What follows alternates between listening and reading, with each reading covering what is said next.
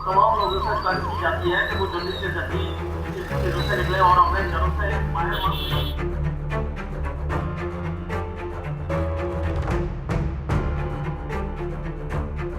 Hi, we're right now in Rihari Colony in Jammu City.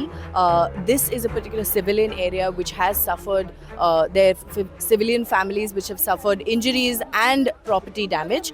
We are here to speak to. आप हमें थोड़ा बता सकते हैं कि एग्जैक्टली क्या हुआ? आपका नाम हाँ जी, बताइए। मेरा नाम श्वेता है। मैं तो जागी हुई थी, मैं न्यूज़ को ही वॉच कर रही थी क्योंकि काफ़ी बम्बार्डमेंट की आवाज़ें आ रही थी। तो मैं न्यूज़ ही देख रही थी तो मुझे एकदम से आवाज़ आई हमारी छत पे जैसे कुछ बड़ा सा गिर गया, पूरा घर हमारा ऐसे हिला।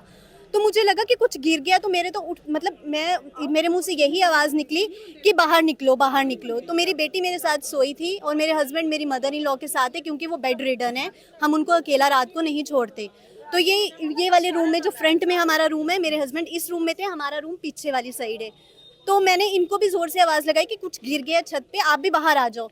तो इन्होंने मुझे धीरे से बोला कि मेरे ऊपर ही गिर गया है। मैंने कहा आपके ऊपर कैसे गिर गया, आप तो अंदर थे ना। तो ये ना खड़े होके भी नहीं आए, ये अपने आप को घसीट के नीचे से बाहर लाए। तो पूरा हमारा ब्लड ही ब्लड, पूरा जैसे जहाँ जहाँ से आते जाए पूरा ब्लड पूरा नीचे तक अब हमने साफ भी कर दिया। तो पूरा ब्लड ब्लीडिंग पूरी लेग से बाजू से तो बहुत ज़्यादा हो रही थी। तो सीढ़ियों में तो ये फेंट भी हो गए थे और मैं घर में उस टाइम मैं ही थी और मेरी बेटी थी। तो मैंने जोर से उस पर कॉल किया तो वैसे ही हमारे आए। तो अब तो उनको लिया हुआ है हॉस्पिटल, इंजर्ड ही हैं, ड्रेसिंग वगैरह की है, लेग्स में शेलिंग वगैरह कहते हुई है। लेकिन हमारे घर की प्रॉपर्टी का बड़ा लॉस हुआ है। पूरा आप देख सकते हैं ये ग्रिल्स को भी तोड़ के अंदर तक, हमारे एसी भी पूरा अंदर तक, पूरे हमारे ये शीशे, ये ग्रिल्स पूरी डैमेज अंदर तक, पर ब्लैंकेट्स के अंदर तक बिल्कुल। हाँ जी, और ये हमारी आप गाड़ी भी देख सकते हो, बिल्कुल ऊपर से भी डैमेज, एसी का बाहर फैन लगा है वो भी पूरा डैमेज है, सब कुछ हमारा डैमेज हो गया है। डॉक्टर्स क्या बोल रहे हैं, क्या इंजरी के बारे में? हाँ जी, उन्होंने तो यही कहा है कि अभी हमने कर दिया ड्रेसिंग, अभी उनको लगाया है ग्लूकोज वगैरह, अभी डिस्चार्ज के लिए कुछ नहीं बोला है।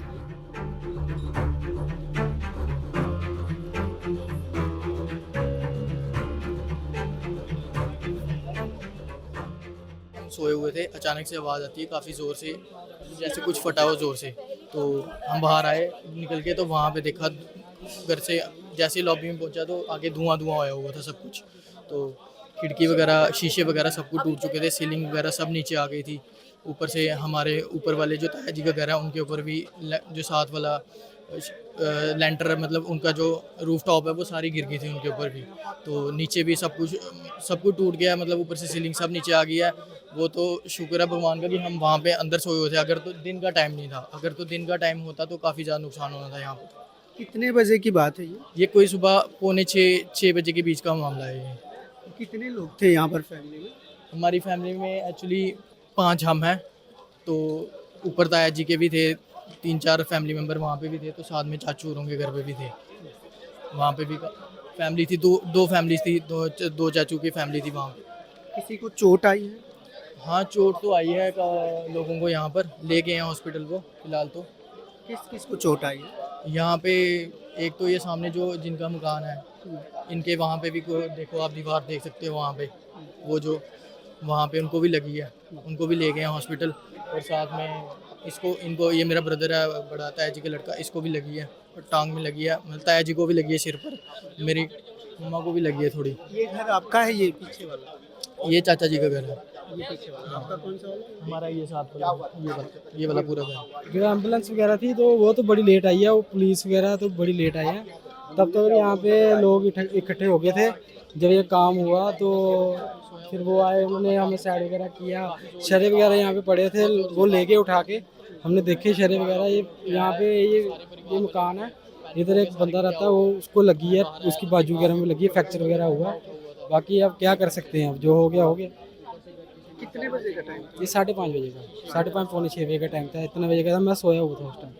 तो आपने जब आप सोए हुए थे तो आपने क्या सुना, कैसे वो सिचुएशन अगर आप बता पाएं? उस टाइम तो बहुत ही धमाके की आवाज़ आई है। खाली ये था कि अब सोए सोए कि मैंने सोचा अब हो गया, जब लेंटर गिरा मेरे ऊपर, लेकिन ऊपर वाले की मर्जी थी, हम बच गए। ये ड्रोन था या क्या था? ये उसका नहीं पता, ड्रोन था क्या था, जो भी था। ये अभी तो डिफ्यूज़ हो के आया हुआ, डिफ्यूज़ नहीं होता ये पूरा एरिया चल जाता, इतना हमें पता।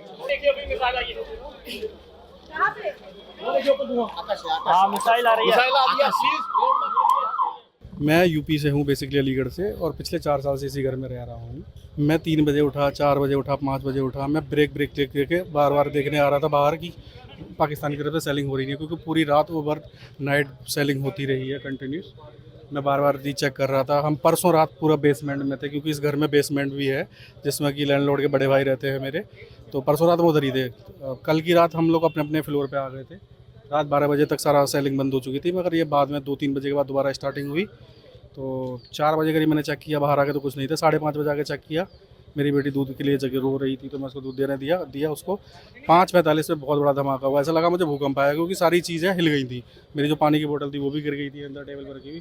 तो मुझे लगा कि शायद भूकंप आया, बट जैसे ही मैंने बाहर आके देखा तो इतना बड़ा धुआं था कि मुझे कुछ दिखाई नहीं दिया। जब मैंने अपना गेट ओपन करने की कोशिश की तो मेरा गेट भी ओपन नहीं हुआ, क्योंकि लेंटर में इतना दब लग चुकी थी ऊपर से कि मेरा गेट ही ओपन नहीं हो रहा था। मेरे पर बाहर लोगों को आवाज़ लगा के धक्का लगवाया, तब मैंने गेट ओपन किया। फिर मैंने अपने बच्चे बाहर वहाँ से निकाले और उसको सुरक्षित प्लेस पे पहुँचाया उन लोगों को। बाहर आकर देखा तो कम से कम 10 गाड़ियाँ डैमेज हैं, जिसमें सबसे ज़्यादा गाड़ियाँ मेरी डैमेज है, जो कि बिल्कुल टोटल लॉस हो चुकी है। So as you can see, we just spoke to a number of people living in this area. There's a lot of panic. People were woken up to lots of tension as they heard sounds. Property was damaged.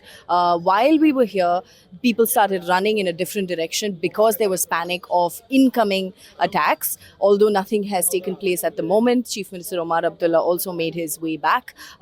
Police had arrived and asked people to either stay inside their homes or evacuate from the area. Families are not able to figure out where to go if they have to evacuate. So currently everybody is staying put, trying to make sense of the damage and clean up the area a little bit. This is Nidhi Suresh with Anmol Preetham for News Minute and News Laundry.